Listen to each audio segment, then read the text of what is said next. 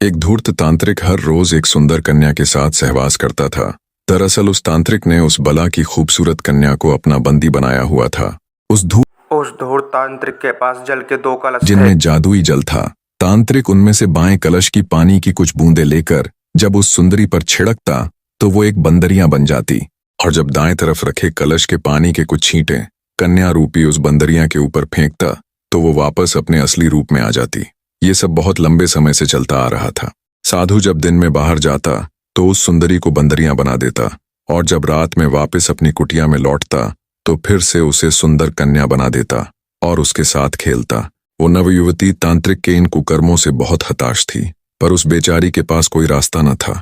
अगर वो साधु के जाने के बाद बंदरिया के रूप में वहां से भाग भी जाती तो हमेशा के लिए वो बंदरिया बनकर ही रह जाती। अब कम से कम रात के समय तो उसे अपना असली रूप मिलता है। मन में ये विचार आते ही वो वहां से भागने का इरादा त्याग देती। समय बीतता गया।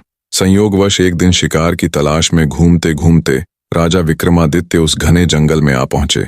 जब वो प्यास से बेहाल घोड़े से उतरकर पानी पीने के लिए उस धूर्त तांत्रिक की कुटिया के सामने बने एक कुएं के पास पहुंचे तो उनकी नजर पेड़ की डाल पर बैठी उस बंदरिया पर पड़ी। शुरू में तो राजा विक्रमादित्य ने उसे एक साधारण बंदरिया ही समझा, पर राजा विक्रमादित्य को देख उस बंदरिया ने उछल कूद शुरू कर दी।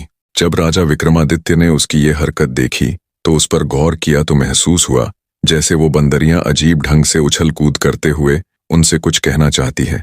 उसकी हरकत देख राजा विक्रमादित्य ने विचार किया कि कुछ तो गड़बड़ है। उन्होंने सारा रहस्य जानने के लिए एक रात वहीं रुकने का निश्चय किया और थोड़ी दूरी पर एकांत सी जगह देखकर घने सारे वृक्षों में अपने घोड़े को छुपा दिया और खुद भी पेड़ की आड़ में छिपकर बैठ गए और दम साधे अपनी नजर उस कुटिया पर गड़ा ली।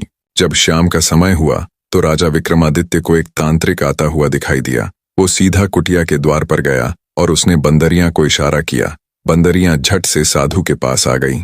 उसने वहां रखे दाएं कलश से बंदरिया के ऊपर पानी के छींटे मारे तो वो एक अति सुंदर स्वर्ग की अप्सरा बन गई। तांत्रिक तभी उस अप्सरा को ले कुटिया के अंदर चला गया। सारा माजरा देख राजा विक्रमादित्य की आंखें फटी की फटी रह गईं। उन्हें घोर आश्चर्य हो रहा था। उनको उस नजारे पर बिल्कुल भी यकीन नहीं हो रहा था जो उन्होंने अभी चंद क्षणों पहले देखा था। एक बार तो राजा विक्रमादित्य ने सारा भेद जानने के लिए उस कुटिया में जाने का निश्चय किया, पर फिर वो कुछ सोचकर वहीं रुक गए। बने रहे।